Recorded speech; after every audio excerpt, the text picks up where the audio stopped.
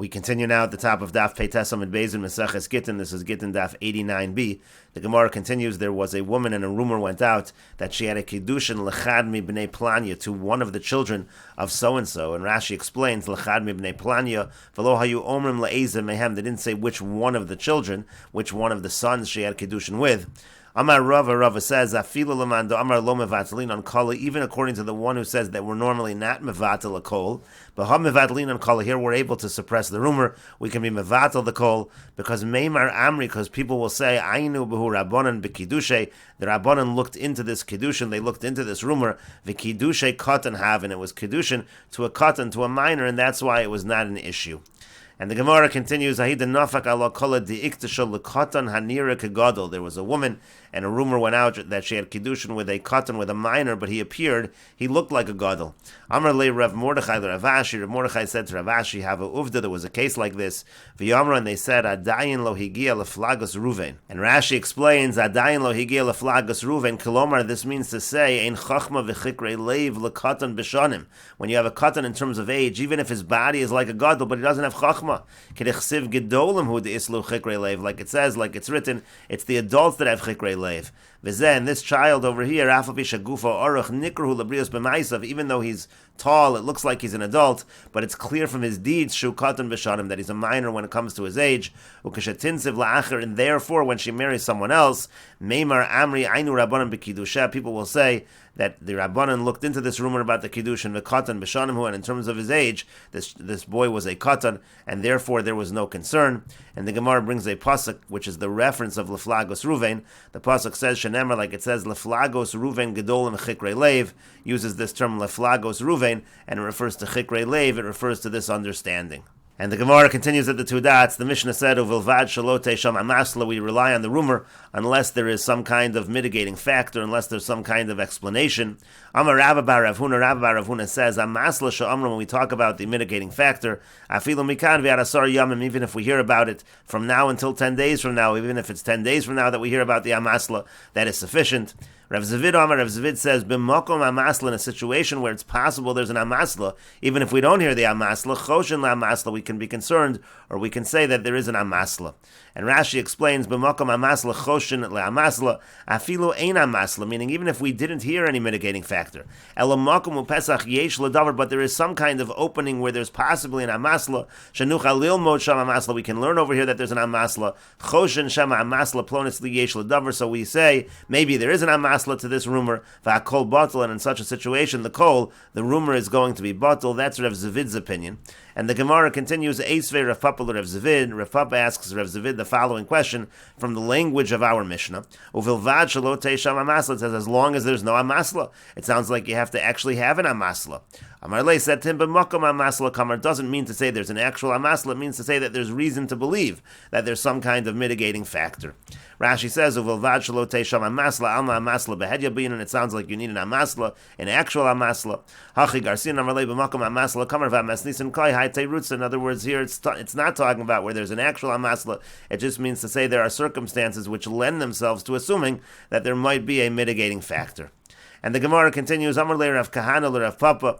Rav Kahana said to Rav Papa, V'atlo tizbra, but do you not agree with what Rav Zvid said? Do you not agree that if there's reasons to believe there's a mitigating factor, then we say that the rumor is not something to be relied upon? V'atzanan, but we learned in the Mishnah, Niskadsha, let's say she has a Kiddushin, V'yachrakach babal, and then her husband returns. It turns out that her husband is alive. Muteres lachzor, she's allowed to return to her husband.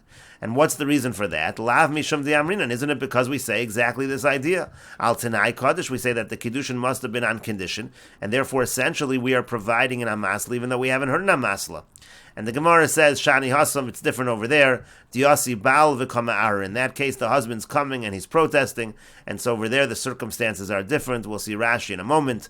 The Gemara says, Yachi, if so, Nisis Nami, why don't we apply the same logic when she's married? Why is das halacha only by Niskach? If she has a Kiddushin and her husband comes, it should apply by Nisis as well. And the Gemara says, Nisis do'avdo Yisur, in a case where she got married, where there's an Isur that was committed, Kansua Rabbanan, so the Rabbanan fine her, Niskach, but if she had a Kiddushin, the lo'avdo Yisur, where there was no Isser that was committed, lo kansua Rabbanan, in that case, the Rabbanan do not apply a fine.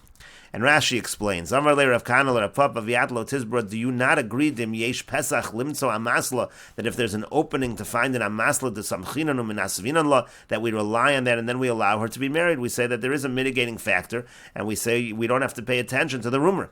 And we have a proof to this. V'atanan, we learned in the Mishnah, Isha shehalach bal medinas hayam. Let's say you have a woman and her husband travels far away, uva eid achad v'yamar la meis balech, and one aid comes and says to her that your husband died.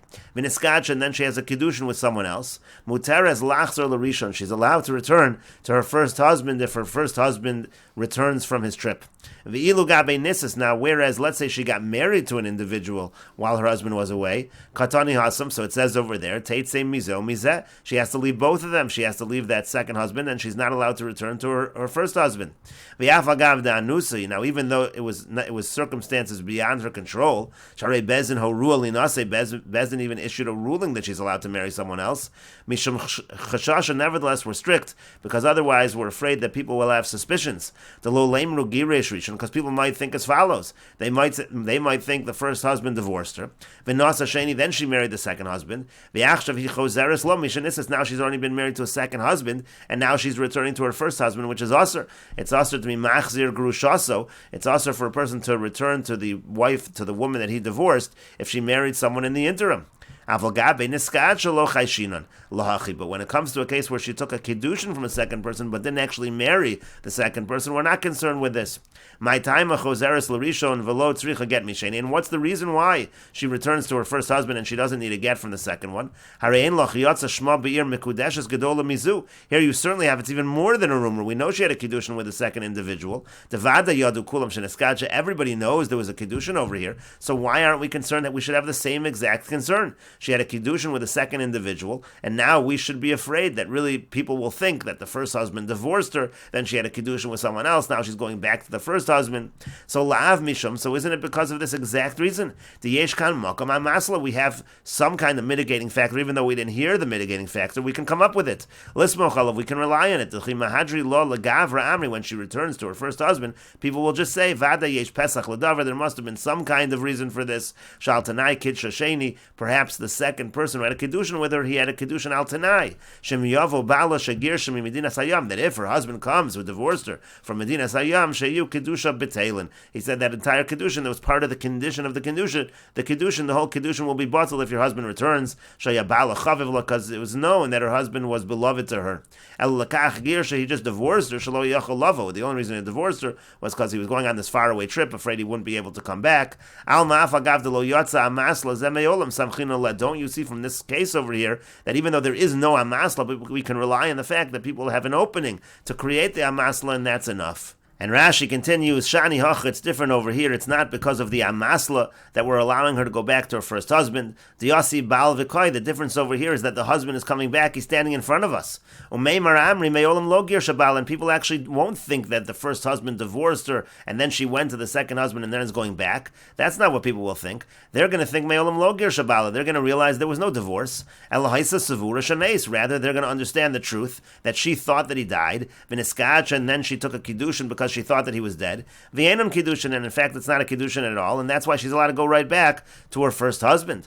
But the Gemara says, if that's the case, that we're not concerned that people think the first husband divorced her, and that's why she married the second husband. If it's not occurring to people that the first husband divorced her and she then married the second one, and people will think that we have a case over here of a married woman who's leaving her husband without a get. So nisas nami, so the case where she marries the second husband also, we shouldn't have any concern. Why do we say that she requires a get from the second husband, and she's not allowed to return to her first husband? It's the same thing. The husband is standing right in front of us. Everyone should realize that the marriage to the second husband was not a good marriage. Obviously, the concern by Nisuin is because we're afraid people will think that the first husband divorced her, then she married a second, now she's going back to the first. That's exactly exactly what we say in Yevamis. Uvinisuin, and when it comes to marriage, the whole difference between marriage and kiddushin is ein pesach mokom amasla lomer al tanai nasa. You don't get married al tanai. You can have a kiddushin al tanai, but you can't have a nisuin al tanai, and that seems to be the difference between the case of kiddushin and the case of gerushin. And so again, it does seem that we're using an amasla over here, and in the end, the Gemara answers that's not what's happening. What's actually happening is that when she marries a second man, there's a knas because there's an isser that was committed. When there's just a kiddushin, there is no isser. Rashi explains, Kansua Rabbanan. The Rabbanan impose a fine by the case of marriage. The Haida Sharyua Badoas Eid Echad, because the only reason we permitted her to marry, based on the testimony of one aid, Mishum Iguna Kilubah. That's because of Iguna, we have a leniency where we rely on one aid. V'higufa Teidok B'milsal Yedei Ovrim V'shavim. And the idea is that she's going to be very certain, she'll make certain that her husband died by asking people who are traveling, V'tinsiv, and she'll get married. V'hechad Lo Daika Shapir, but in this case, where she did not check thoroughly, she really wasn't sure that her husband had died, she only relied on the one aid, Kansua, so we issue a fine in a situation where she actually went ahead and married a second individual, because that involves an isser. Now she was with a second man when she was really still married. It's just like we say over there, since we're very strict with her at the end, we're lenient with her at the beginning. And so over here, that's the difference. In the case where there was a marriage, where there was an isser that was committed and she should have been more thorough, so we issue a fine and we say and that is not true, whereas that is not true when it comes to Kiddushin. And the Gemara continues, Amar Rav Ashi says, Kol kola de lo eschazik bebeidino lav kolahu, any kol, any rumor that's not confirmed in Bezdin is not considered a substantial rumor. And the Gemara continues, V'yamar Rav Ashi says, Kol kola de basar nisuin, any rumor that goes out after the woman's already married, lo chayshinan le, we don't pay attention to such a rumor. Ha de basar erisin chayshinan le, and the Gemara infers from Rav Ashi, if the kol comes out after the marriage, we don't pay attention, but if it comes out after erisin, we do pay attention. Rav Chaviva says, Afilu de basar erisin nami lo chayshinan le, even if it comes after erisin, we don't pay attention. V'hilchasa, and the halach is lo chayshinan le, we don't pay attention, even if it's after erisin. Amar Rav Yirmiyah bar Abba says, Shalchu le mi bei Rav l'Shmuel, they sent from the yeshiva of Rav to Shmuel, Yilamdeinu Rabbeinu, teach us our Rebbe, Yotza le'kol mei rishon. Let's say a rumor goes out that she was married to the first individual, uba acher v'kitsha kiddushay Torah, and then somebody else comes along and gives her a kiddushin on a doraisa level, what's the halach? In other words, there's a rumor that she was already married, that she already had a kiddushin with somebody else, and after that rumor, a second man comes along and gives her a kiddushin. What's the halacha? Shalach Lui sent to them the following response: Teitze, she has to leave that second marriage. Ve'emidu hadavar al boryu, and the matter needs to be investigated. You should investigate the matter. V'hodiyuni, and you should let me know. And the Gemara says, "Mai ve'emidu hadavar al boryu." What does it mean that you have to investigate the matter? What did he want to investigate? Ilemo di miglia milsa de kiddusha de kamaf. He meant to say that if it turns out that the first kiddushin lav kiddusha ma'al yaninu, if it turns out after investigation that the first kiddushin was not a real kiddushin, then mevatlin on kala. Then he was saying that we would suppress the rumor, but that can't be. V'nardoi asrei de Shmuel, but Nahardoi was the locale of Shmuel. V'lo mevatli kolan, in that area, Nahardoi, we said earlier, they're not mevatel a kolan. We're talking about Shmuel over here, so it can't be that he was saying to investigate the issue in order to be mevatel the kol. So Ella, rather, what he meant was as follows: the miglia milsa de kiddushe kamo kiddushe me'al yaninu. If it turns out that the original kiddushin was a good kiddushin, lo tzricha get misheni. He was saying then she doesn't really need a get from the second husband because that was not a marriage at all. And the Gemara continues, Upliga de Rav Huna, and this entire approach argues on what Rav Huna said. The Amar Rav Huna, because Rav Huna says, if you have even a married woman and she goes ahead and receives and accepts a kiddushin from someone else, mikudeshes, it is a good kiddushin. Here we're saying that if it turns out that the rumor is a good rumor and she had a kiddushin from the first man, so then she doesn't need a get from the second individual. There was no marriage at all. But Rav Huna says the opposite. Rav Huna says that if a woman takes a kiddushin from a second individual, that is automatically a good kiddushin, even if we had known that woman to be an Eishes Ish. And what's the reason? Midar Rav Hamnuna, it's based on the teaching of Rav Hamnuna. The Amar Rav Hamnuna, because Rav Hamnuna says, Ha'isha she'amra lebala gerashtani. If a wife says to her husband, you divorced me, Namenes, she's believed, even though we don't have Eidim that she was divorced, but the fact that she simply states that she was divorced, she's believed. Chazak einisha mizapanah bifnei bala, because there's a presumption that the wife is not going to be so brazen in front of her husband to claim that he divorced her when he did not. And so here also Rav Huna says we can apply the same thing. If a married woman accepts a kiddushin from a second man, it must be she's essentially telling us that she was divorced from the first husband, and we can apply this idea that there's a chazak in isha mizupaneh bifnei bala. V'idach, now the other one, those who disagree with what Rav Huna is saying, why do they disagree? Ki itmar de Rav Hamnuna, because when was Rav Hamnuna's halacha stated? Befanav, that's when she says in front of the husband that you divorced me. That's where we believe her. But over here, where she's just accepting a kedushin from a second individual, shalo befanav, where it's not in front of him, it's not in front of the husband, mi'iza, she would be brazen. And so therefore there's no evidence from the fact that she took a kedushin from a second individual that she wasn't married to the first individual.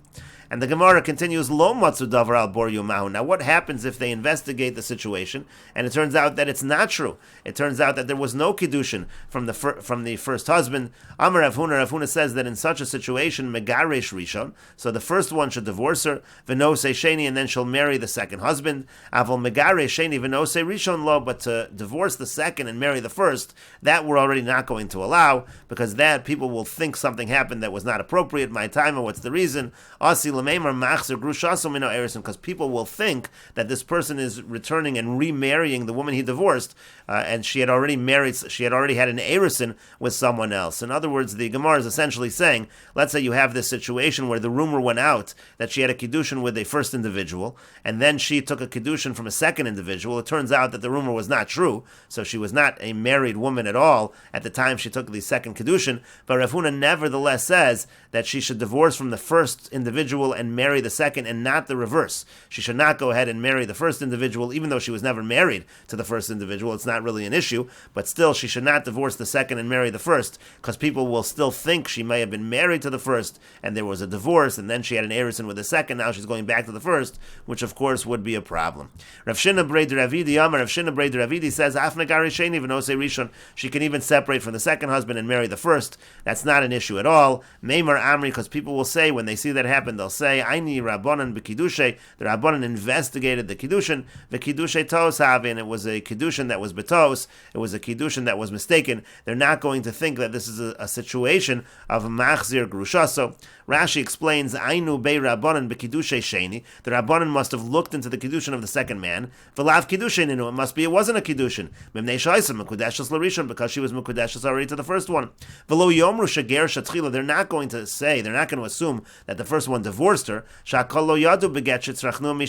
because not everybody realizes, not everybody knows that we're requiring a get from the second individual. People won't know that, and so therefore people will simply say that the marriage to the second individual was not a marriage at all. They're not going to assume that we had a divorce from the first individual, and then there was a kiddushin from the second, then a divorce from the second, and then back to the first. No one's going to assume that, according to Rav Shinna Berei de Ravidi. And the Gemara continues, Yotzala kol mizeh umizeh mahu. What's the halach if the rumors start about both of the kiddushins? There's a rumor she had a kiddushin with the first man, and then a rumor that there was a kiddushin with the second man.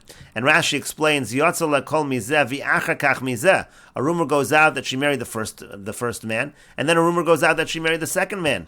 Shelo kitcha sheni b'fanenu kiddushay Torah. The difference in this case is that it's not that we know 100% that there was a kiddushin on a doraisa level with the second individual. Ala kol yotza shekidesh achar rishon. There was just another rumor. There's a rumor that she had kiddushin with the first, and then there was another rumor that she had kiddushin with the second individual.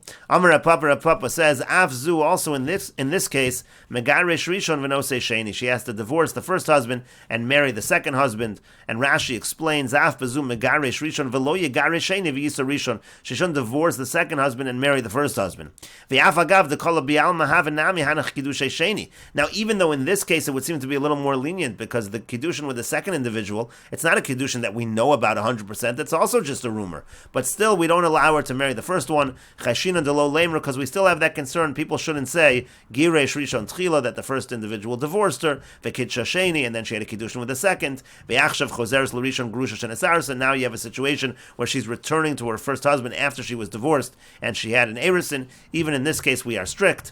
However, Ameimar says muteres l'shneim, she's mutter to both of them. Since it's just rumors to both of them, we don't apply that stringency, and we will continue with this discussion in the next video on Daf Tzadi Amud Aleph.